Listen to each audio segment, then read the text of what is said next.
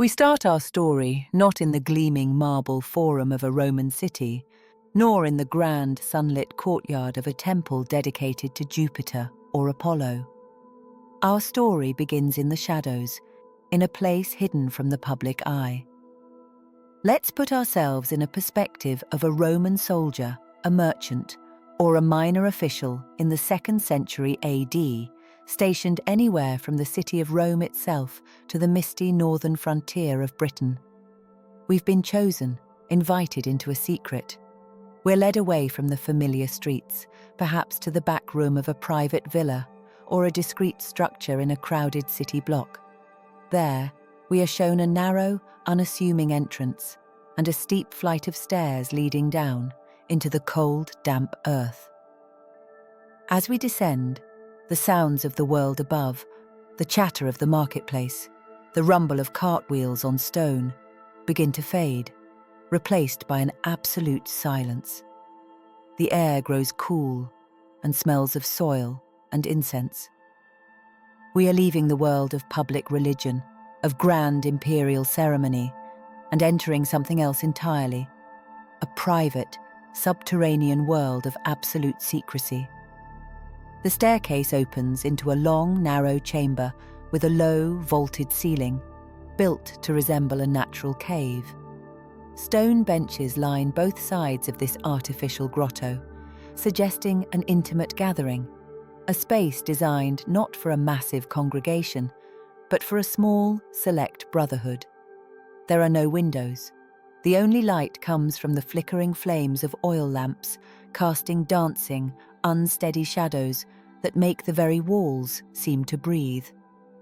At the far end of this chamber, occupying the place of honor where an altar would stand, is the scene that defines this entire faith. It is a stone relief, a carved tableau of shocking and deeply strange imagery.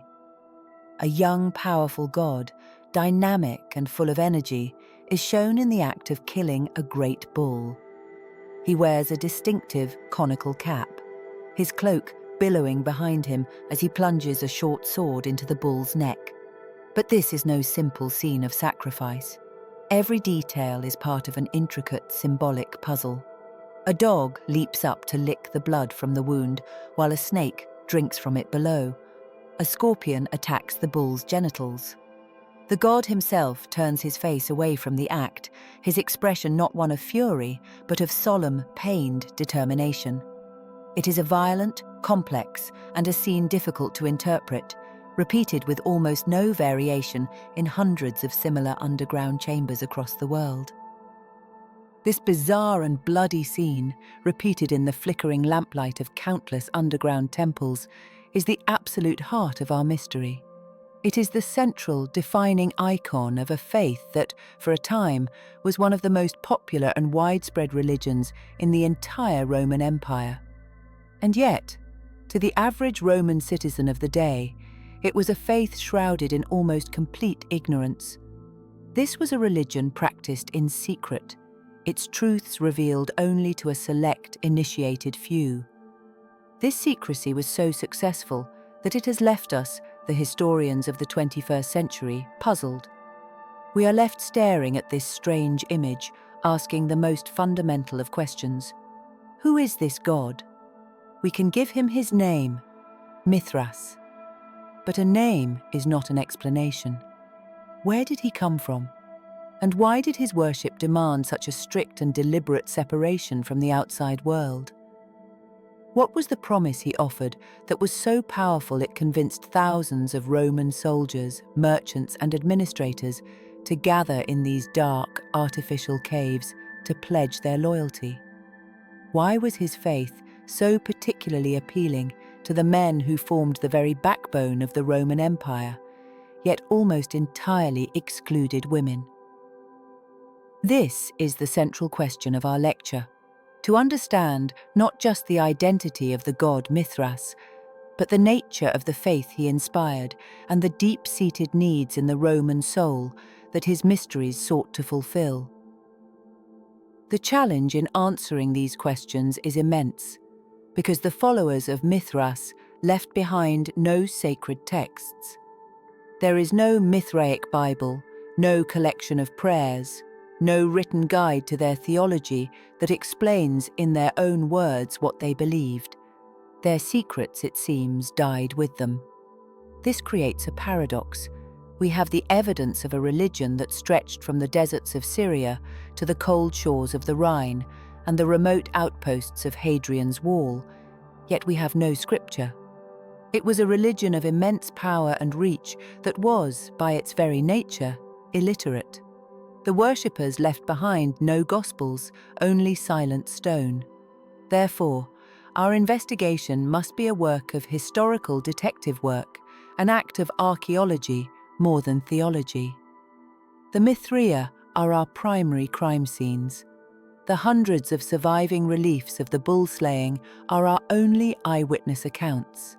We must learn to read the symbols, to interpret the silent iconography, and to piece together the structure of their beliefs from the layout of their temples and the scant graffiti they left behind. Our quest to understand Mithras is a quest to reconstruct a lost worldview from its physical remnants. It is a window into one of the great enigmas of the ancient world, an attempt to hear the voices of a faith that chose to speak not in words, but in secrets, shadows, and stone. Before we proceed, please take a moment to like this video and subscribe. Your support is essential for the channel and allows us to continue creating these detailed lectures. Thank you.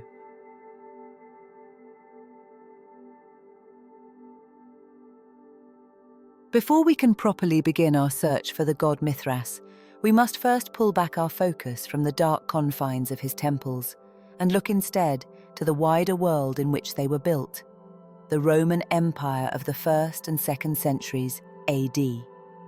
This was a world of unprecedented scale, a vast and complex superstate stretching from the sands of Mesopotamia to the shores of the Atlantic. It was an empire of immense power and wealth, but for the individual living within it, it could also be a place of spiritual anxiety and anonymity. The old certainties that had defined religious life for centuries were beginning to fray, creating a vibrant, chaotic, and highly competitive spiritual marketplace where new gods and new ideas battled for the souls of men. The traditional state religion of Rome had always been a fundamentally public and transactional affair. It was a matter of civic duty, of performing the correct rituals and sacrifices to maintain the Pax Deorum, the peace of the gods. Romans honored Jupiter, Juno, Mars, and the other great gods of their pantheon, not primarily for personal salvation, but to ensure the continued stability and prosperity of the Roman state. It was a religion of contracts, of duties fulfilled to keep the machinery of the universe and the empire running smoothly. While this system was excellent at forging a collective Roman identity, for many, it lacked a deeper, personal connection. In the vast, impersonal machinery of the empire, a simple soldier or a traveling merchant could feel like a replaceable cog. The old gods offered security for Rome, but they were largely silent on the fate of the individual's soul. It was this spiritual vacuum that allowed for the explosive popularity of the so-called mystery cults that began to flow into the Roman world from the East. These were not state religions, but private, voluntary associations that offered what the state cults could not: a personal, emotional, and direct relationship with a deity. The cult of the Egyptian goddess Isis, for example, offered a message of maternal comfort, of resurrection and rebirth, promising her followers a blessed afterlife. Her elaborate festivals, with their emotional music and dramatic processions, stood in stark contrast to the formal, often sterile rituals of the state. Similarly, the worship of Cybele, the great mother goddess from Anatolia, involved ecstatic, sometimes frenzied rituals that offered a powerful, visceral connection to the divine. These mystery religions were the new, appealing products in the spiritual marketplace. They offered a sense of belonging in a small, tight-knit community of fellow initiates, a welcome comfort in the anonymity of the sprawling empire. Most importantly, they all offered a path to personal salvation. Through secret initiation rites, the believer was given special knowledge and a sacred promise that death was not the end, but a gateway to a blessed and eternal life. This was the environment, a world searching for meaning, for community, and for a promise of something more beyond the grave, into which the cult of Mithras was born. It did not appear in a vacuum. It emerged as a new, potent, and brilliantly tailored solution to the spiritual anxieties of the age, offering its own unique brand of brotherhood, hierarchy, and cosmic secrets to a very specific and receptive audience.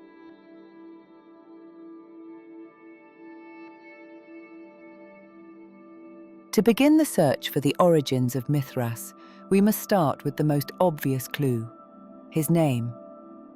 Mithras is the Greek and Latin form of a much older and very powerful name, Mithra, an ancient and influential deity from the Indo-Iranian world, particularly Persia. For centuries, this linguistic link was seen as an open and shut case. The prevailing theory, most famously championed by the great Belgian scholar Frans Cumont, was that Roman Mithraism was simply a direct continuation of this ancient Persian cult. The narrative was simple and persuasive. As the Roman legions pushed eastward and merchants plied the trade routes, they encountered the worship of Mithra, adopted it, and carried it back west, where it spread throughout the empire. For a long time, this was the accepted story. However, as modern scholarship has dug deeper, this theory of a direct, uninterrupted lineage from Persia to Rome has begun to crumble under the weight of some very significant problems. The most glaring and undeniable issue is the complete absence of the cult's central scene in any of its supposed source material. The tauroctony, the dramatic and complex image of the god slaying the bull, is the absolute, non-negotiable core of Roman Mithraism. It is the defining icon found in every single Mithraeum. Yet, in the vast body of ancient Iranian and Zoroastrian texts and art, the Persian god Mithra is never depicted killing a bull. This is not a minor discrepancy, it is a theological void. The most important act of the Roman god is entirely unknown to his supposed Persian predecessor. The discrepancies do not stop there. The entire structure and practice of the Roman cult find no clear precedent in Persia.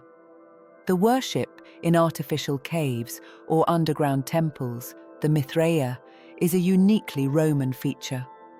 Furthermore, the complex, 7-level system of initiation that formed the very backbone of the Mithraic spiritual journey has no known parallel in the worship of the Persian Mithra.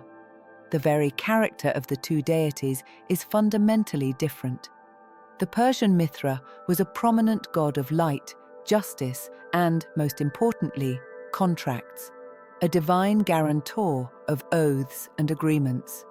The Roman Mithras, as we will see, was a creator figure, a god born from a rock, whose story is told through a silent series of images centered on his cosmic power and the life-giving sacrifice of the bull. So, how do we reconcile the shared name with these vast differences?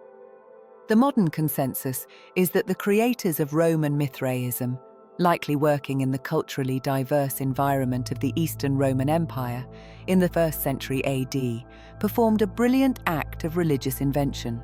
They did not import a Persian religion wholesale, rather they created a new religion with its own unique theology and rituals.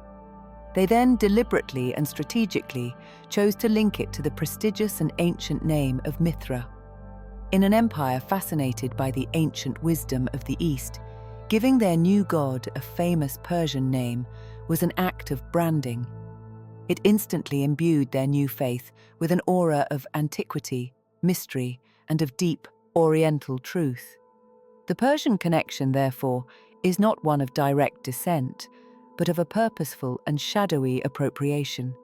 A borrowed name used to give a new Roman creation a legendary past it did not truly possess.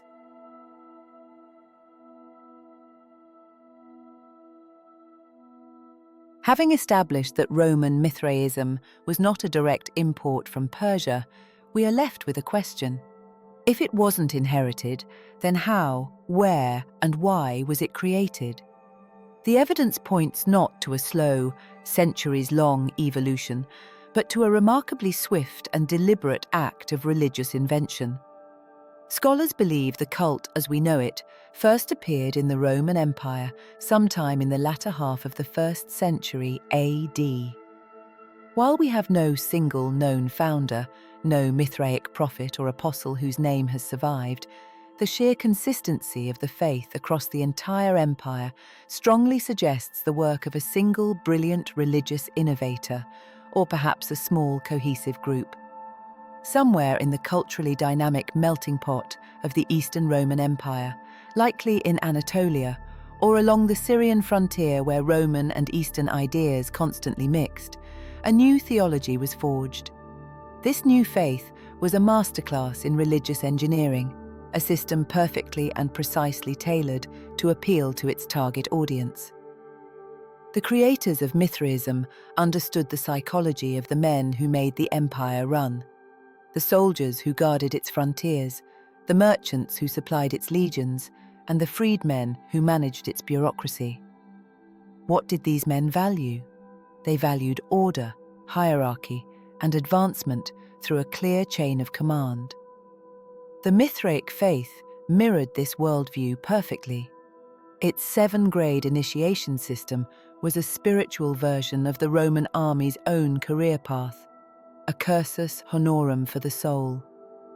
An initiate could strive to advance from the lowly rank of raven to the respected position of father, just as a soldier might strive to become a centurion. This hierarchical structure felt intuitive, familiar, and deeply motivating to the Roman military and administrative mind. Furthermore, this new religion was built around a deity who was a model of masculine action. The central image of Mithras is not of a god sitting passively on a throne, nor of a deity who suffers patiently. It is the image of a god engaged in a powerful, difficult, and cosmically significant act. He is a figure of dynamic strength and control, embodying the very virtues a Roman soldier was expected to display. The faith also offered a powerful sense of exclusivity and brotherhood. In the vast and often impersonal empire, the Mithraeum was an intimate, private space, where a man was not just a legionary or a merchant, but a brother, bound by shared secrets and a common struggle. This created a powerful in-group identity, a sense of belonging to something special and elite, a welcome refuge from the anonymity of imperial life. This, then, was the transformation. The creators of this new mystery took the raw material of a prestigious and ancient Persian name, a name that lent their creation an immediate aura of authority and exotic wisdom. They then fused this brand name with a set of ideas and structures that would resonate deeply with the Roman psyche. A rigid hierarchy that mirrored the army, an emphasis on action and strength, a framework of cosmic and astrological knowledge that promised to reveal the secrets of the universe, and a powerful promise of personal salvation. The result was a new and potent faith, a Roman god who wore a Persian mask, perfectly engineered for success in the competitive spiritual marketplace of the empire.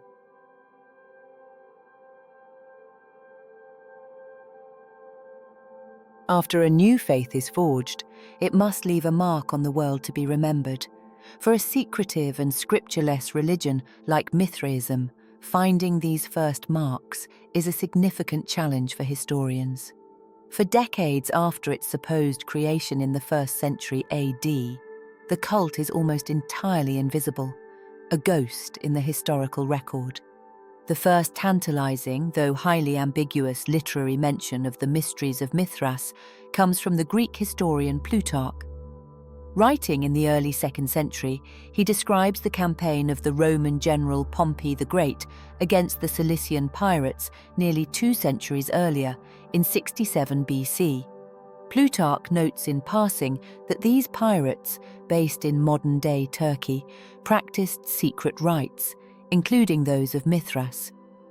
This brief mention is both fascinating and frustrating. It suggests that a cult using this name existed in Anatolia, the very region where we believe Roman Mithraism was created.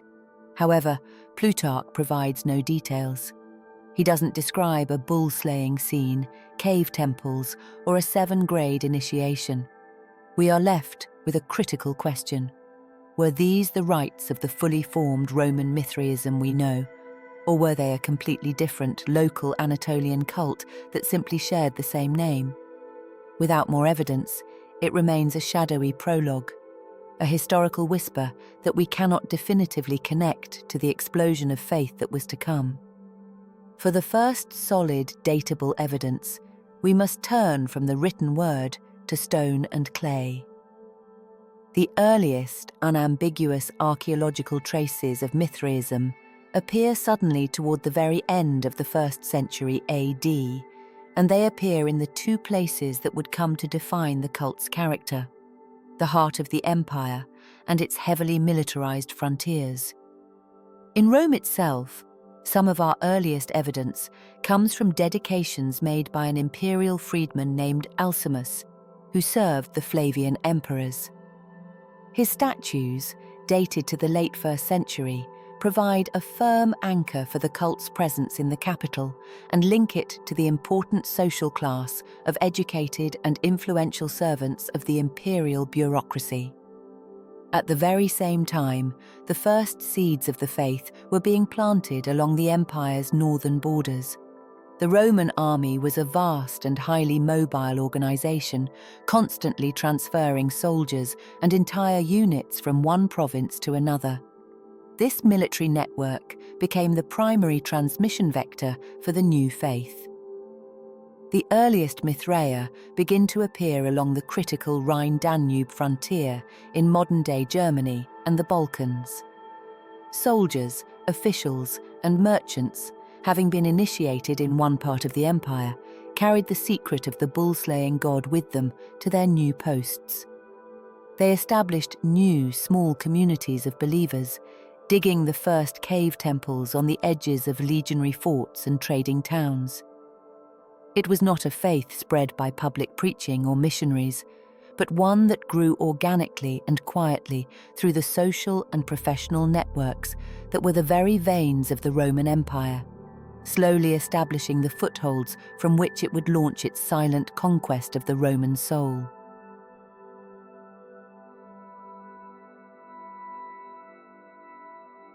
We now move from the scattered historical clues of the cult's origins and step into the very center of its theological universe. With no surviving scriptures to guide us, our entire understanding of what the followers of Mithras believed must be built upon the painstaking analysis of a single, powerful, and deeply complex image. This is the tauroctony, a Greek term meaning the bull slaying. This scene, repeated with ritualistic consistency in every Mithraeum from Rome to the Rhine, is the foundational myth, the central sacrament, and the secret gospel of the Mithraic faith, all carved into a single, silent tableau. To understand this icon is to understand the religion itself. Let us begin with the central figure, Mithras himself. He is always depicted as a young, powerfully built man, a figure of dynamic and youthful energy. He is never shown as a wise, bearded elder. His costume is distinctly non-Roman and is meant to evoke an exotic Eastern origin. He wears trousers, a tunic, and most iconically, a soft, conical Phrygian cap. His cape, often shown billowing behind him, is sometimes depicted as being lined with stars and constellations, our first major clue that this is no ordinary event, but one of cosmic significance. Crucially, as he plunges the dagger into the bull's shoulder, Mithras almost always turns his head away. His expression is not one of anger, bloodlust, or triumph. It is a look of solemnity, of reluctance, perhaps even of sorrow. This is not a murder committed in rage. It is a sacrifice performed as a grave and necessary duty. The bull is the passive but essential center of the drama. It is a massive, powerful creature, often depicted as white, a symbol of purity, strength, and in many ancient traditions, the moon. Its death is the pivotal moment that structures the entire scene, but it is not a simple ending. From the bull's wound, life springs forth. In many reliefs, the tip of the bull's tail is depicted as miraculously transforming into an ear of grain, a direct and powerful symbol that its death brings forth sustenance and life for the world. Its life-giving blood is the focus of the two animals at its feet, a dog and a snake. Both of these creatures are shown leaping toward the wound, lapping at the blood. In this context, they are not scavengers, but beneficiaries of the sacrifice, representing the forces of the natural world, receiving the gift of life that flows from the bull's death. This creative act is not unopposed. At the bull's genitals, a scorpion is shown attacking, a clear attempt to poison the animal's life-giving seed. The scorpion, a creature of the dark, is a symbol of death and decay, representing an evil force that seeks to corrupt the creative power of the sacrifice. This creates a powerful dualism within the scene. The dog and snake represent the life that comes from the bull's death, while the scorpion represents the forces of destruction that oppose it. This cosmic duality is reinforced by the two most mysterious figures in the scene, Kotis and Kotopatis. These are two smaller figures, dressed identically to Mithras, who flank the central scene. Kotis stands on one side, holding a torch that is pointed upwards. Kotopatis stands on the other, his torch pointing downwards. They are a perfect, symmetrical representation of all the great dualities of the cosmos: light and darkness, life and death, ascent and descent, the rising sun and the setting sun. Their presence frames the bull slaying not as a singular event, but as a moment within a larger, eternal cycle.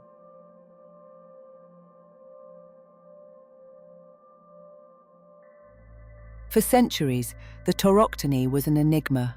Scholars saw it as a mythological scene whose story had been lost, or as a symbolic representation of good triumphing over evil. But in the late 20th century, a revolutionary theory emerged that reframed our entire understanding of the cult. What if the tauroctony is not a story at all? What if it is a diagram, symbolic star map, designed to communicate a complex astronomical secret to a select group of initiates? This astronomical interpretation, though still debated, is now the leading theory, and it unlocks the scene's hidden logic with breathtaking precision.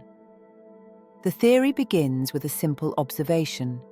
Nearly every single figure in the tauroctony corresponds to a specific constellation. The bull is clearly Taurus. The dog is Canis Major or Canis Minor. The snake is Hydra. The scorpion is Scorpio. A raven, often shown in the scene, corresponds to the constellation Corvus.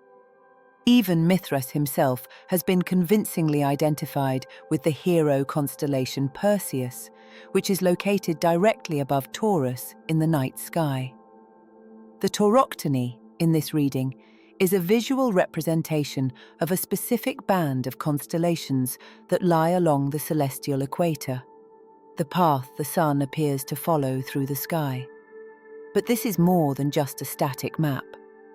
The scene depicts an action, the killing of the bull, and this action is believed to represent one of the most complex and subtle astronomical phenomena known to the ancient world, the precession of the equinoxes. To understand this, imagine the Earth is like a spinning top. As it spins on its axis, it also has a very slow, secondary wobble.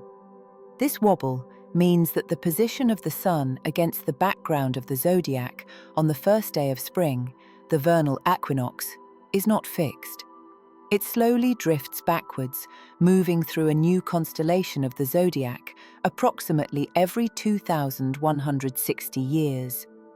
For millennia, during the Bronze Age, humanity had lived in the astrological age of Taurus, when the sun on the spring equinox rose in the constellation of the Bull. But in the final centuries BC, this was changing. The cosmos was shifting, and the sun was now rising in the constellation of Aries, the ram, at the spring equinox. The age of Taurus was ending. This is the great secret that the Tauroctony is believed to depict. The bull slaying is a grand cosmic metaphor for this astronomical shift. Mithras is the new powerful god whose divine strength is so immense that he is able to perform the ultimate act of cosmic power. He can move the entire universe. He is the one who ends the age of Taurus by slaying the bull, shifting the heavens and inaugurating a new age. The Tauroctony is therefore a depiction of the moment the old cosmic order died and a new one, governed by a new god, was born. Mithras is not just a character in the cosmos. He is the prime mover, the divine engine driving the great celestial machine. For the Roman soldier or merchant being initiated into the cult, this revelation would have been a powerful experience. He was not just joining a social club, he was being let in on the secret of how the universe actually works. He was being introduced to the god who literally controlled the stars and the passage of time. This hidden knowledge, revealed in stages through the 7 grades of initiation, was the core of the mystery. It promised a kind of salvation through understanding, a way to align oneself with the powerful, hidden forces that govern the cosmos, and to place one's soul under the protection of the very deity who held the universe in his hands.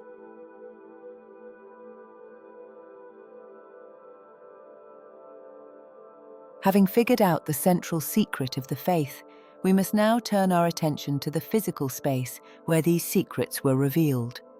A religion's architecture is never accidental. It is a physical manifestation of its core beliefs.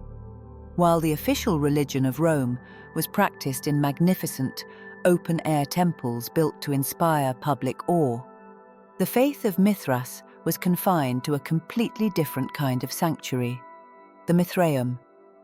Regardless of whether it was located in a bustling city or a remote frontier fort, the design was always the same. It was a speleum, a cave. If a natural cave was not available, an artificial one was built, often underground in the basement of a building, hidden from the outside world. This was not a matter of hiding from persecution. It was a fundamental requirement of their cosmology.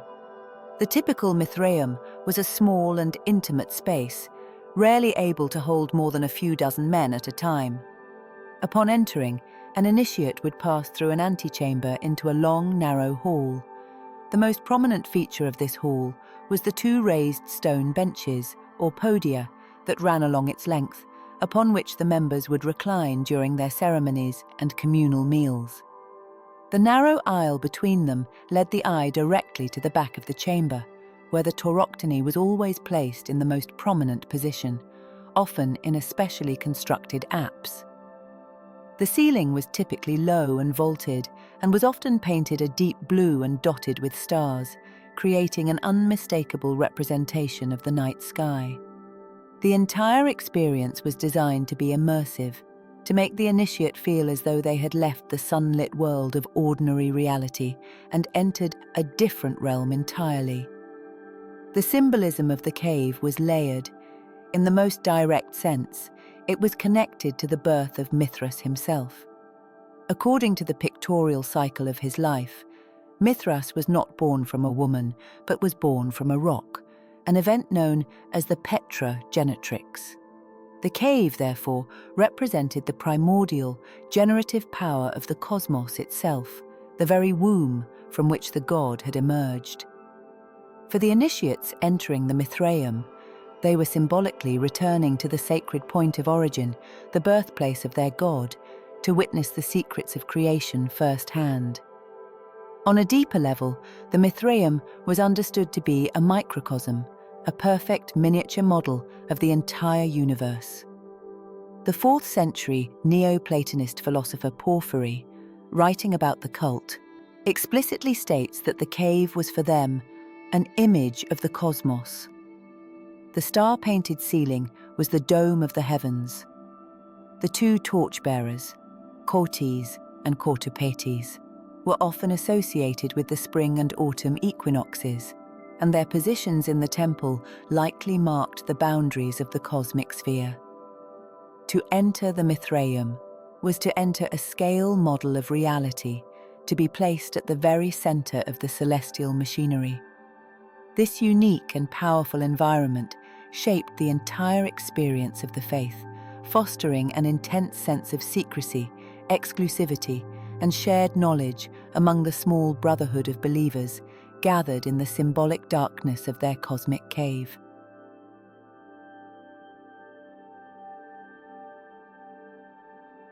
To enter the Mithraeum was to take the first step on a long and arduous spiritual journey. The secrets of the cosmos were not revealed all at once. They were earned, dispensed gradually through a structured, hierarchical system of 7 distinct grades or levels of initiation. This system was the backbone of the Mithraic community, a spiritual career path that provided a clear sense of progression and achievement. Each grade had its own unique symbols, its own ritual duties, and was protected by a specific planetary deity. This tiered structure, demanding discipline and commitment, would have felt deeply familiar and motivating to the Roman soldiers and bureaucrats who made up the bulk of the cult's membership, mirroring the very hierarchies that governed their professional lives. The 7 grades were likely divided into 2 major stages. The first 3 levels were considered the servants, initiates who played a subordinate role in the cult's rituals. The journey began with the first grade, the Corax, or the Raven. Under the protection of the planet Mercury, the Raven was the servant of the group, likely tasked with serving the ritual meal. During ceremonies, he may have worn a raven mask, symbolically acting as the messenger bird of the gods. The second grade was the Nymphus, often translated as bridegroom or male bride. Protected by Venus, the Nymphus was a veiled figure who carried a lamp, symbolizing a state of mystical union and the light of new knowledge. The final grade of the servants was the Miles, or the soldier. Under the protection of Mars, this grade represented the spiritual warrior. Initiates at this level underwent a famous trial where a crown was offered to them on the tip of a sword. They had to refuse it, declaring that "Mithras is my crown," a powerful statement of singular devotion. Upon proving their worthiness, an initiate could ascend to the 4 higher grades, the participants, who took a more active and honored role in the ceremonies. The 4th grade was the Leo, or the lion. Protected by Jupiter, the lions were associated with the element of fire and were responsible for tending the sacred flames of the Mithraeum. In their rituals, honey was often used to symbolically purify their hands and tongue. The 5th grade was the Perses, or the Persian. This grade, under the protection of the moon, reinforced the cult's exotic branding. The Persian wore a Phrygian cap, like Mithras himself, and was associated with the harvest, often carrying a scythe. The sixth and penultimate grade was the Heliodromus, the sun runner. Protected by the sun, this initiate was a direct representative of the sun god Sol, often depicted carrying a torch and a globe to symbolize his cosmic power. Finally, at the apex of the spiritual ladder was the seventh grade, the Pater, or the Father. Under the protection of Saturn, the Pater was the leader of the local congregation. He was seen as the earthly representative of Mithras himself, officiating the ceremonies and acting as the master of the Mithraeum. He wore the same Phrygian cap as the god and was the keeper of the cult's highest secrets. This entire system was a brilliantly designed framework for controlling the flow of information, revealing the cult's complex, astronomical, and theological secrets piece by piece. It ensured that initiates remained committed, always striving to reach the next level of enlightenment and to earn a more honored place within the sacred cult.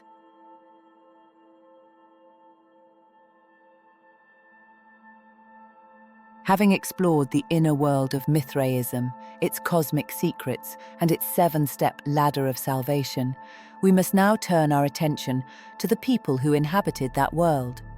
Who were the men who gathered in these hidden caves, and what drew them to this particular faith? Our investigation begins with the single most defining and socially significant feature of the Mithraic Brotherhood. It was, without known exception, a religion exclusively for men. In the hundreds of Mithraea excavated across the empire, we find no inscriptions dedicated by women, no archaeological evidence of their presence, and no mention of female initiates in the literary sources. This was a faith whose mysteries and camaraderie were reserved for men alone. This exclusivity is a crucial detail, especially when we view Mithraism within the bustling spiritual marketplace of the Roman Empire. Other popular mystery cults that competed for followers were far more inclusive. The worship of the Egyptian goddess Isis, for example, was famously open to both men and women, with women often serving in prominent roles as priestesses. Even early Christianity, for all its patriarchal structure, welcomed women into the congregation, a factor that was critical to its eventual success. Mithraism's exclusion of half the population was not an accident. It was a core component of its identity and one of its greatest appeals. The reasons for this are deeply tied to the social worlds of its target audience. Mithraism found its greatest success within the most rigidly masculine institutions of the Roman world: the army, the civil service, and the networks of long-distance merchants.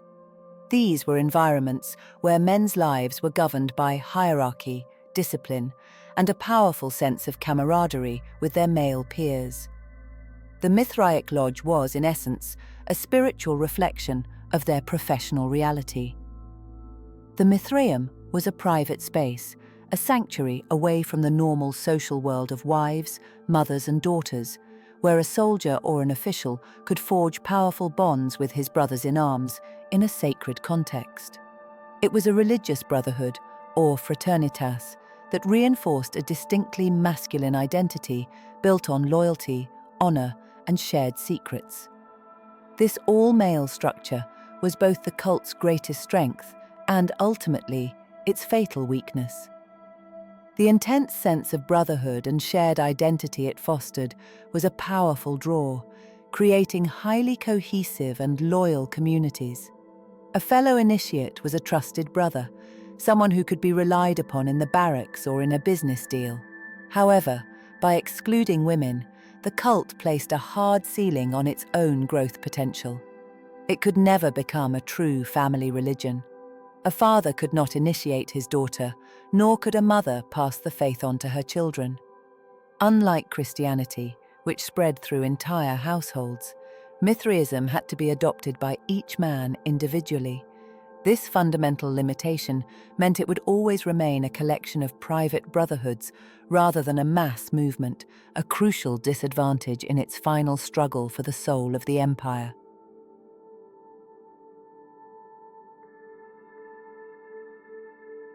So, who were these men who pledged their loyalty to the bull-slaying god in secret? The archaeological evidence paints a remarkably clear and consistent picture. Mithraism was not a religion that appealed to all levels of Roman society. It was not the faith of the old, aristocratic senatorial families who dominated Roman politics, nor was it the faith of the rural poor who worked the fields. Instead, Mithraism found its home in the vital, dynamic, and mobile middle rungs of the imperial ladder. Its followers were the very men who made the Roman Empire function: its soldiers, its merchants, and its administrators.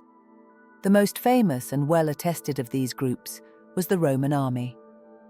The connection between Mithras and the military was so strong that for many years scholars referred to it simply as the religion of the soldiers. The archaeological evidence is overwhelming. Mithraea are found in vast numbers, clustered around the military garrisons of the empire's most heavily fortified frontiers. Along Hadrian's Wall in Britain, at forts like Carrollbur and Housesteads, soldiers built Mithraic temples to practice their faith in the cold northern mists. The same is true all along the critical Rhine-Danube frontier in Germany. For a soldier living a life of harsh discipline, constant vigilance, and the ever-present threat of a violent death, the appeal of the cult is easy to understand. It offered a powerful sense of brotherhood and mutual support, a structured hierarchy that mirrored his own military world, and a divine champion in Mithras, a warrior god who promised salvation and a victory over the forces of darkness. But the faith was not confined to the military. The second major demographic was the world of commerce and trade. Mithraea are found in major port cities and commercial hubs, most notably at Ostia, the bustling port that served the city of Rome. The many Mithraea unearthed there reveal a diverse congregation of shipowners, merchants, dock workers, and customs officials. For these men, whose lives were defined by long-distance travel, financial risk, and the need for reliable contacts in distant lands, the Mithraic Brotherhood served a vital social and professional function. A shared initiation created an unbreakable bond of trust. A fellow Mithraist in a foreign port was not a stranger, but a brother, someone with whom you could safely do business, knowing you were bound by a sacred oath. Finally, the cult found a significant following among the ranks of the imperial bureaucracy, particularly among the class of educated and ambitious freedmen. These were former slaves who, through their skills and loyalty, had risen to positions of considerable influence within the administration of the empire, managing logistics, finances, and imperial property. We see clear evidence for this in the heart of the capital itself. As we noted earlier, some of the very first datable Mithraic artifacts in Rome were dedicated by a man named Alcimus, a freedman slave who served as a steward in the imperial palace. For men like him, the cult offered a powerful sense of status and belonging, a secret, elite society that stood apart from the rigid social structures that might still look down on their servile origins. Mithraism, then, was the faith of the empire's backbone, a religion for the professional men of action, ambition, and loyalty who kept the great machine of Rome running.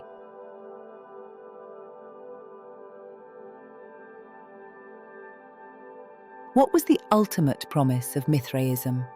What powerful appeal did it offer that convinced a legionary on Hadrian's Wall or a customs official in the port of Ostia to dedicate his loyalty to this strange, secretive faith? The answer lies in a trio of powerful offerings that met the deepest social and spiritual needs of the Roman man. A promise of camaraderie, a promise of order, and the ultimate promise of personal salvation. In a world that was often anonymous and chaotic, the cult of Mithras provided a powerful sense of community, purpose, and hope. The first and perhaps most immediate appeal was the deep sense of camaraderie. The Roman Empire was a vast, multicultural, and highly mobile world. A soldier could be transferred from Spain to Syria, a merchant could spend months at sea, and a government official could be posted to a distant province far from his ancestral home. This life, while full of opportunity, could also be incredibly isolating. The Mithraeum offered a powerful antidote to this loneliness. It was a private sanctuary where a man was welcomed not as a stranger, but as a brother. The shared experience of the secret initiation rituals and the communal meals eaten together on the stone benches forged a bond as strong as any family tie. This was a surrogate family, a fraternitas, that provided mutual support, trust, and a powerful sense of belonging in a world that often lacked all three. Second, the cult offered a clear sense of order and purpose. The rigid 7-grade hierarchy was not a barrier to entry, it was one of the main attractions. For a man accustomed to the clear command structure of the army or the civil service, the Mithraic spiritual ladder was an intuitive and motivating framework. It provided a clear path for advancement and a sense of tangible achievement in one's spiritual life. This mirrored the cult's deeper promise that the universe itself was not a chaotic, random place, but a highly ordered cosmos governed by predictable laws. The secret astronomical knowledge revealed to initiates as they ascended the ranks gave them a feeling of control, a sense that they understood the hidden machinery of the world. In an age of plagues, wars, and political instability, this promise of an underlying order was an incredibly powerful comfort. Finally, and most importantly, Mithraism offered the one thing the official state religion could not: a path to personal salvation. The traditional Roman gods protected the state, but they were largely indifferent to the fate of an individual's soul after death. Mithraism, by contrast, was focused entirely on that individual journey. Mithras was not just a cosmic power, he was a savior god. By slaying the bull, he had overcome the forces of death and darkness and generated new life for the cosmos. The initiate, by following in his footsteps and learning his secrets, could hope to do the same for his own soul. The promise was that Mithras would act as a divine guide, helping the soul of the worthy initiate to ascend through the planetary spheres after death, bypassing the dangers of the underworld to achieve a blissful, stellar immortality among the stars. It was this ultimate promise, victory over death itself, that formed the unshakable bedrock of the Mithraic faith.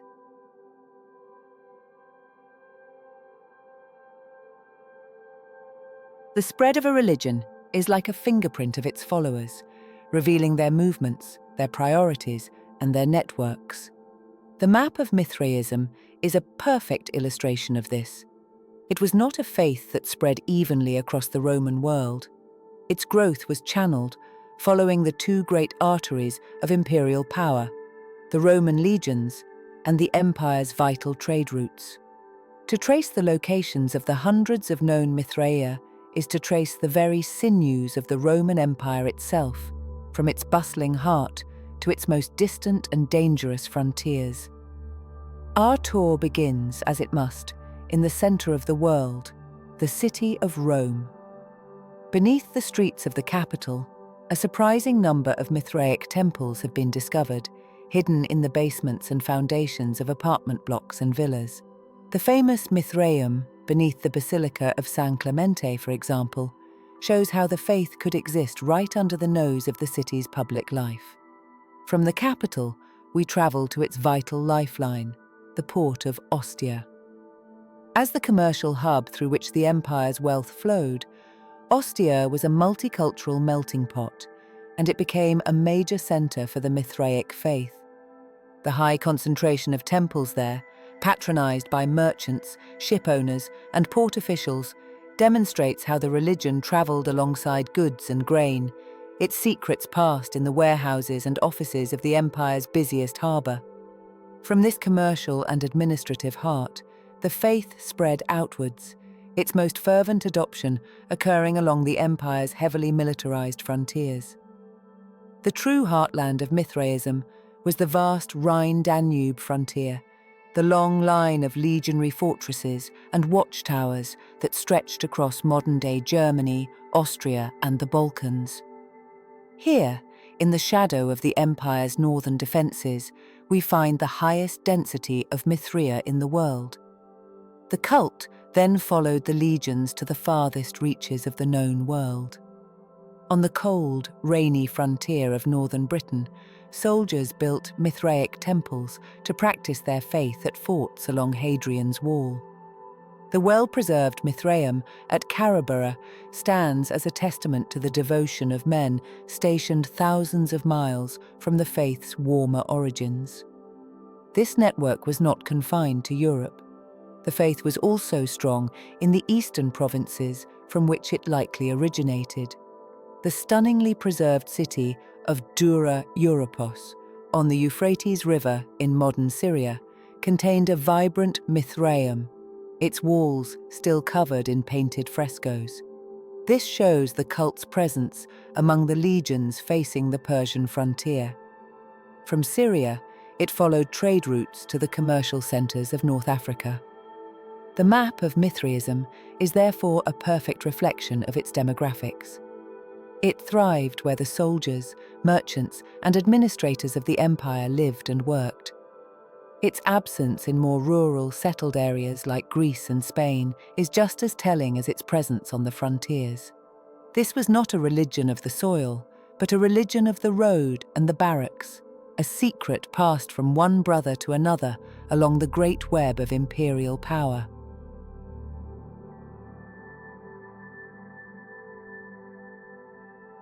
For a time, the cult of Mithras was a resounding success, its network of brotherhoods spreading silently and effectively through the arteries of the Roman Empire. But as it was growing, another new faith, also born in the East, was spreading with a very different and ultimately far more effective strategy. This new religion was Christianity, and its relationship with Mithraism would evolve from that of a marketplace rival to that of a mortal enemy.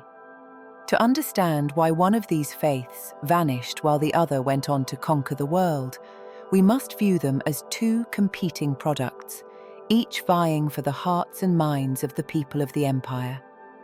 For much of the 2nd and 3rd centuries, Mithraism and Christianity were direct competitors. They were both minority religions, both offering a powerful alternative to the traditional paganism of the Roman state. They drew from the same general spiritual hunger, offering a personal relationship with a savior deity, a strong moral code, and the promise of eternal life after death. A Roman man living in a frontier town or a busy port city might well have encountered both faiths and been forced to make a choice between them. They were, for a time, two of the most interesting new options in the empire's vibrant spiritual marketplace. However, the strategies they used to attract followers were fundamentally different, and this difference would prove decisive. Mithraism, as we have seen, was a religion of exclusivity. It was for men only, and its deepest truths were reserved for those who could ascend its 7-grade ladder of initiation. Its entire structure was designed to be secret and selective. Christianity, by contrast, was a religion of radical inclusivity. Its message, from the very beginning, was for everyone: men and women, rich and poor, slave and free. This open-door policy gave it a massive demographic advantage. By welcoming women and making the family the core unit of the church, Christianity ensured it could be passed down through generations in a way Mithraism never could. Furthermore, their methods of dissemination were diametrically opposed. Mithraism was a secret to be guarded. its truths revealed only in the privacy of the Mithraeum. Christianity was a gospel, literally a good news, that was meant to be proclaimed from the rooftops. It was an evangelical faith, driven by a missionary impulse to convert the entire world. While Mithraism spread quietly through personal and professional networks, Christianity spread through public preaching and the power of its written texts. As a religion of the book, it could maintain a consistent theological message across vast distances, a feat the image-based, secretive cult of Mithras could not match. For a time, these two faiths grew in parallel. But as the Roman world entered a period of crisis, the competition would become a conflict, and the secrecy that had been Mithraism's strength would soon become its most fatal weakness. The competition between Mithraism and Christianity was so fierce precisely because, to an outsider in the 2nd or 3rd century, they seemed to be offering a remarkably similar product. In fact, the first people to point out these parallels were the early Christian writers themselves. Church fathers, like Justin Martyr, looked at the secret rites of Mithras and were deeply troubled by what they saw. They did not see a completely alien religion, but a distorted reflection of their own, which they explained as a form of diabolical mimicry, a devious attempt by demonic forces to copy the true faith in order to lead souls astray. While this explanation is theological, not historical, their observations highlight the undeniable and controversial parallels that made these two faiths such direct rivals. Both religions were centered on a divine savior figure whose life and actions were the key to humanity's salvation. While the narratives were different, some of the symbolic details were strikingly close. Mithras was said to have been born from a rock in a miraculous birth that was witnessed by shepherds. The parallel to the humble, miraculous birth of Jesus, also witnessed by shepherds, was not lost on ancient observers. Furthermore, the cult of Mithras was closely associated with the worship of Sol Invictus, the unconquered sun, whose birthday was traditionally celebrated on December 25th. This date, chosen for the winter solstice when the days begin to grow longer, was a powerful symbol of rebirth and returning light, a symbol later adopted by the Christian Church as the date of Christmas. The similarities in ritual were even more direct, and, for Christian apologists, more alarming. Both faiths had a clear rite of initiation. For Christians, this was baptism, a purification with water that washed away sin and marked one's entry into the church. In the Mithraic 3rd grade of the soldier, initiates were also marked or sealed in a ceremony that Christians saw as an imitation of their own sacred rite. Most significantly, both faiths featured a sacred communal meal as a central act of worship. The Mithraists would gather on their stone benches to share a ritual feast of bread and wine or water, a ceremony that visually and functionally mirrored the Christian Eucharist. This was the most direct point of contention, as Christians saw the Mithraic meal as a profane copy of their most holy sacrament, the commemoration of the Last Supper. While it is tempting to ask if one religion copied the other, modern scholars are generally cautious about making claims of direct borrowing. Many of these elements, a miraculous birth, a sacred meal, a savior who guarantees an afterlife, were common themes in the shared religious vocabulary of the ancient Mediterranean world. Rather than direct influence, it is more likely that both Mithraism and Christianity were independently drawing from a common well of religious ideas to answer the same deep-seated human questions. But for the average Roman seeking a new faith, the origins of the rituals didn't matter. What mattered was that both religions spoke a similar language of sin, redemption, and eternal life, making them appear as two competing paths to the same ultimate destination.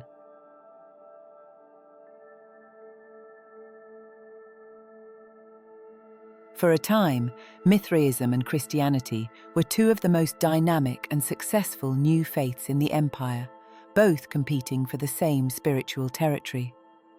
Yet, history records a clear and decisive victor.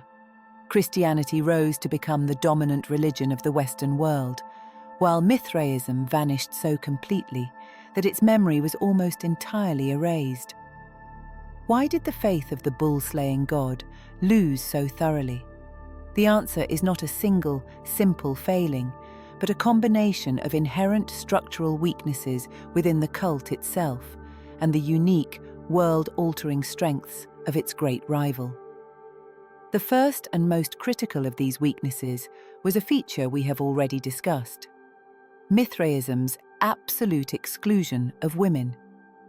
While this all-male structure was a source of its appeal as a masculine brotherhood, it was also a demographic and social death sentence.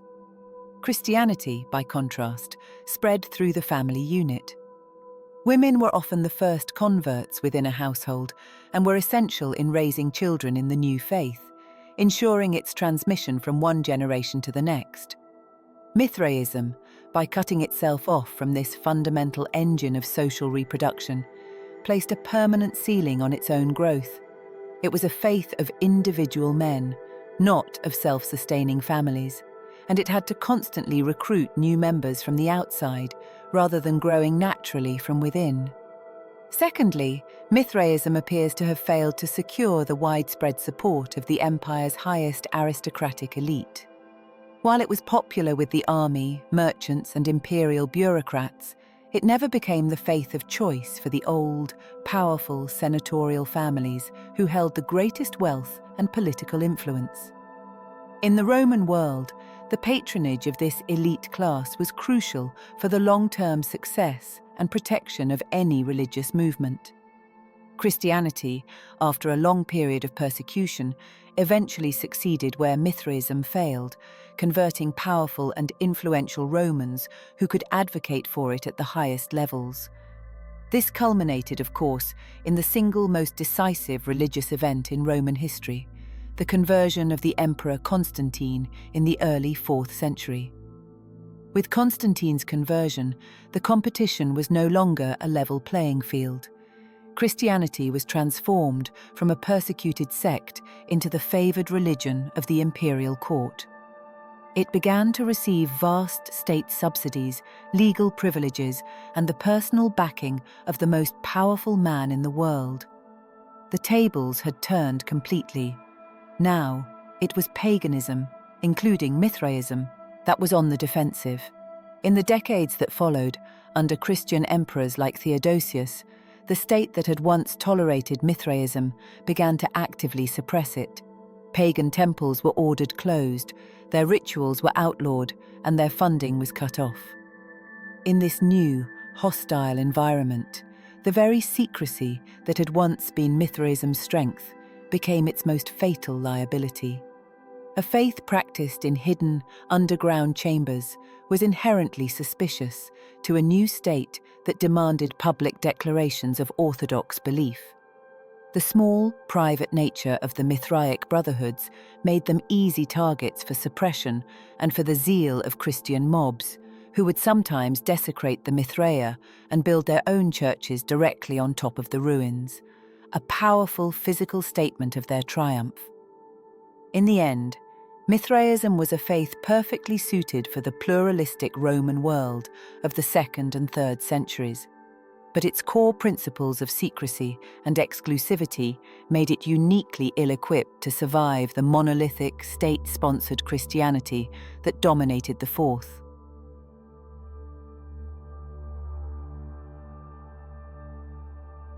With its temples desecrated and its followers scattered, the cult of Mithras sinks beneath the waves of history. What then is its legacy? The answer is a paradox.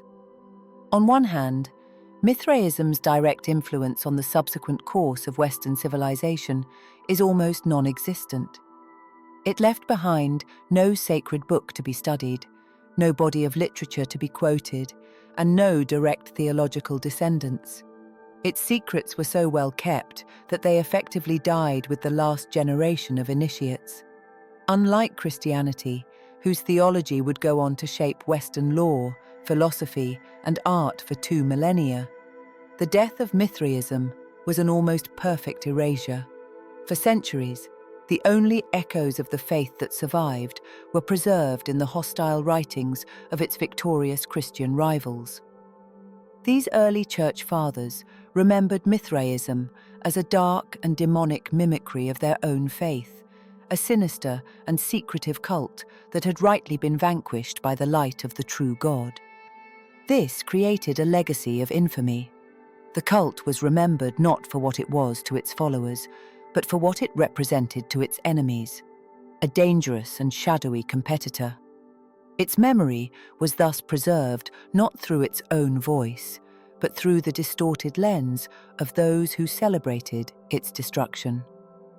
Yet, while Mithraism left no direct heirs, it can be seen as a powerful and enduring archetype. It perfected a model of religious and social organization that has echoed through Western history, the all-male, hierarchical, and secretive brotherhood. Later, fraternal orders and esoteric societies, while having no direct historical connection to the cult, often share a remarkably similar structure. The use of a multi-level system of degrees, the reliance on secret rites of initiation, the teaching of moral and philosophical lessons through allegory and symbolism, and the intense focus on creating a bond of brotherhood among a select group of men. These are all hallmarks of the Mithraic system. The cult of Mithras stands as one of history's most successful blueprints for a secret society. Ultimately, perhaps the greatest legacy of Mithraism is its silence.